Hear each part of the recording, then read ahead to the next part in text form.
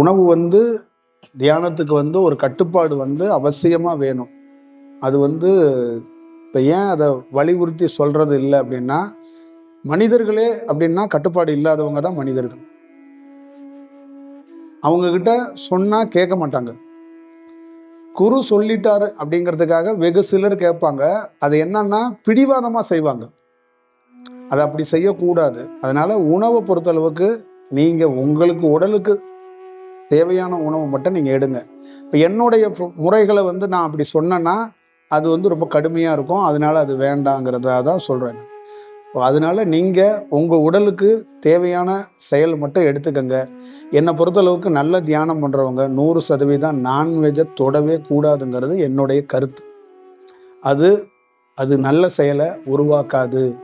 ஆராய்ச்சியாகவும் சொல்கிறேன், தியானம் பண்ணி ஒரு நல்ல அனுபவம் பெற்ற முறையில் சொல்கிறேன். இந்த சைவ முறையில் முட்டையை சேர்த்துட்டாங்க, அதை சேர்த்துட்டாங்கன்னு நீங்கள் வேணால் சடங்கு சம்பிரதாயத்துக்கு சொல்லலாமே ஒழிய உங்கள் உடலுக்கு அதெல்லாம் ஒரு நல்ல செயலை உருவாக்கி கொடுக்காது. தியானம் இல்லைன்னா தியானத்தை விட்டுறணும். உணவு விட முடியலன்னா தியானத்தை விட்டுறணும். ஆனால் நிர்பந்தமாக பண்ணக்கூடாது. அப்போ நான்வெஜ்ஜை விடுறோம்னா அதுக்கான செயல் வடிவத்துக்கு ஏற்ற மாதிரி உணவுகளை நீங்கள் தயார் பண்ணி பார்த்து வச்சுக்கணும். அதுதான் ரொம்ப முக்கியம். அது கட்டாயமாக அனுபவம் பெற்றவங்க நிறைய பேர் உடல் சார்ந்து சொல்லியிருக்கிறாங்க. நானும் என்னுடைய அனுபவத்திலேருந்து சொல்கிறேன். உடல் தியானத்தில் உணவுனால தியானம் கெட்டு போகிறதுக்கு வாய்ப்பு நிறைய இருக்குது. நிறைய வாய்ப்புகள் இருக்குது. உணவுனால நிறைய கேஸ்ட்ரிக் ப்ராப்ளம் வர்றதுக்கு வாய்ப்புகள் இருக்குது.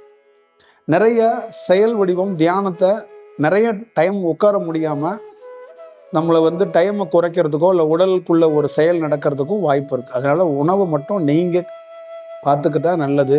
தமிழ் கலாச்சாரத்தில் ரொம்ப பேர்பட்டவங்க உணவுக்கு.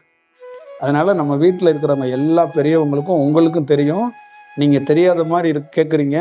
உங்களுக்கு தெரியும் உடல் எது நல்லதுன்னு. அதை நீங்கள் கண்டிப்பாக பார்த்து பண்ணிக்கங்க.